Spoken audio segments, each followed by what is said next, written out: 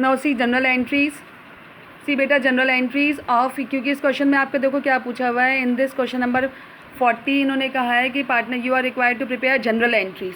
तो आप general entries prepare करिए, कैपिटल अकाउंट प्रिपेयर करिए और बैलेंस शीट शो करिए। तो कैपिटल अकाउंट बैलेंस शीट बता दी मैंने आपको। अब जनरल एंट्रीज, सबसे पहले पार्टनर्स को डिस्ट्रीब्यूट नहीं करना था जनरल रिजर्व, तो ये जनरल रिजर्व आपने सेक्रीफाइसिंग और गेन में कर दिया, तो जनरल रिजर्व ट्रांसफर्ड हो जाएगा, रेवोल्यूशन की अमाउंट ट्रांसफर्ड हो जाएगी, गुडविल की अमाउंट ट्रांसफर्ड हो जाएगी एंड इट इज शोन। ठीक है, सी फर्स्टली रेवोल्यूशन की अमाउंट ट्रांसफ़र करी, ये रेवोल्यूशन अकाउंट आपने बनाया था। जो डेबिट साइड में अमाउंट आई है उसमें revaluation account debit to fixed assets account to provision account, ये शो हो गया इस एंट्री में। देखिए revaluation account debit to fixed assets account 15,000 to provision for doubtful डेब्ट account 7,200, it is to decrease in value of assets. ठीक है, then ये क्या था आपका, decrease in the value of asset.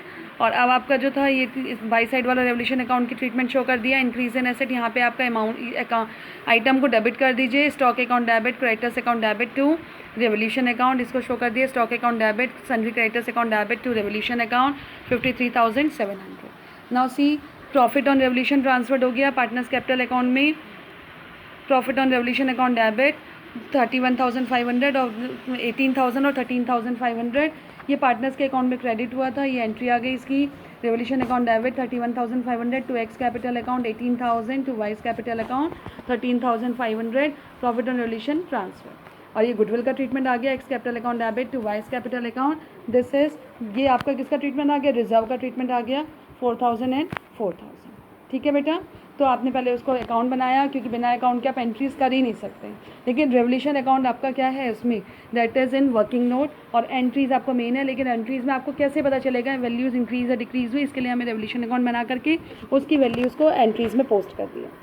Now see question number 43, Amit, Archit and Akshat are partners in a firm in the ratio 3:2:1 on 1st April 2019.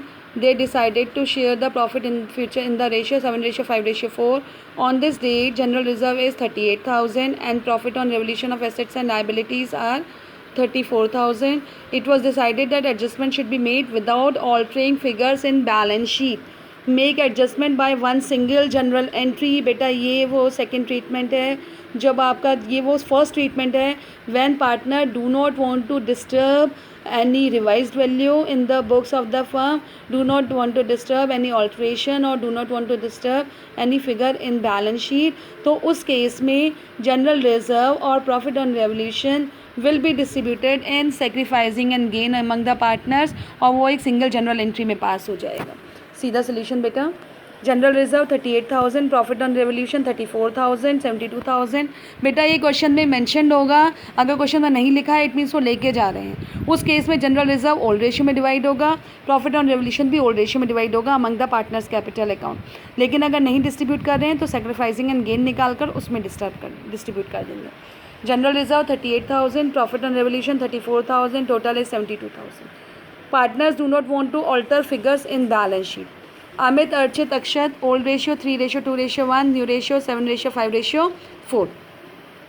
Sacrifice और gain, Amit 3/48, old minus new 3/6 - 7/16, 3/48। Archit, old minus new 2/6 - 5/16, 1/48। Akshat, old minus new 1/6 - 4/16, it is minus के 4/48। ये sacrifice नहीं है, ये gain करा है इस partner ने।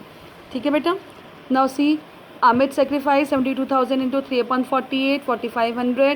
Archit sacrifice 72,000 into 1/48, 1,500.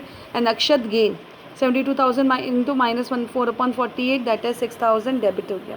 जनरल में शो कर दिया, Akshat capital account debit 6,000 to Amit capital account 4,500 to Archit capital account 1,500।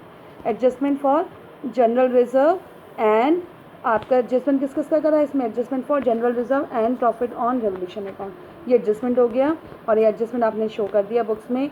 जब पार्टनर डिस्ट्रीब्यूट नहीं करना चाहते ऑल्टर्ड वैल्यू को, तो बेटा जिस चीज़ को डिस्ट्रीब्यूट नहीं कर रहे हैं उनको टोटल करिए, सेक्रीफाइसिंग और गेन में डिस्ट्रीब्यूट कर दीजिए टोटल वैल्यू को, और जिस पार्टनर ने सेक्रीफाइस करा है उसके अकाउंट में क्रेडिट कर दो, गेन करा है उसके अकाउंट में डेबिट कर दीजिए। जैसे ये 72,000 आया था, इसको सेक्रीफाइसिंग गेन में डिस्ट्रीब्यूट कर दिया, अक्षत का अकाउंट डेबिट हो गया और अमित एंड अर्चित का अकाउंट क्रेडिट हो गया।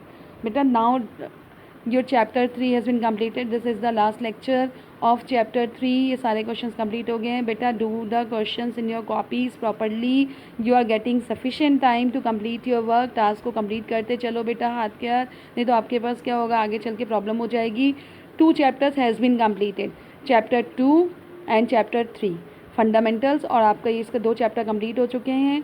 इसलिए वर्क भी हाथ के हाथ कंप्लीट करते चलिए. असाइनमेंट्स कंप्लीट करिए. दोस्त who are not submitting assignment, मैंने कई बच्चों को कॉल भी करा है. I send you messages also. Complete your assignment as soon as possible and upload it on your email ID of the class. That's all from the desk. और इसके अलावा बेटा अगर किसी को कुछ भी समझ में नहीं आ रहा है इन द लेक्चर, वीडियोज़ को बार बार रन करिए. उसके बाद भी अगर क्लियर नहीं होता है तो कॉल मी अप और सेंड मी दैट स्क्रीनशॉट की ये चीज़ हमें समझ नहीं आई है. आई विल एक्सप्लेन यू, चाहे रिटन में चाहे मैं तुम्हें कॉल करके उसको समझा दूंगी. नो नीड टू हेसिटेट, क्योंकि अभी आपको यही चीज़ें समझनी है. पता नहीं कब तक आपका लॉकडाउन ओपन होता है, कब से आपकी फिजिकल क्लासेस होंगी. तो इट मीन्स आपको ये समझना है. नहीं समझ में आ रहा है, ask it again and again. Call me, message me, but if it is urgent only. ये नहीं कि आपको समझ में आ रहा है और आप फिर भी आप नहीं वो कर रहे हैं. वीडियोज़ को बार बार रन करिए, उसको समझने की कोशिश करिए, नोट्स को नोट करके फिर वीडियोज़ को रन करिए so that you can understand कि क्या बताया है मैम ने. फिर भी अगर कोई चीज़ समझ नहीं आती है तो उस पेज का स्क्रीनशॉट ले लीजिए और उसे मुझे सेंड कर दीजिए और मैं बता दूँगी आपको कि क्या है इसमें. Is it clear? वीडियोज़ में कोई भी चीज़ समझ में नहीं आ रही है तो उसको स्क्रीनशॉट लेकर के मुझसे पूछ लीजिए कि मैम ये वाला समझ में नहीं आया था. इज़ इट क्लियर बेटा?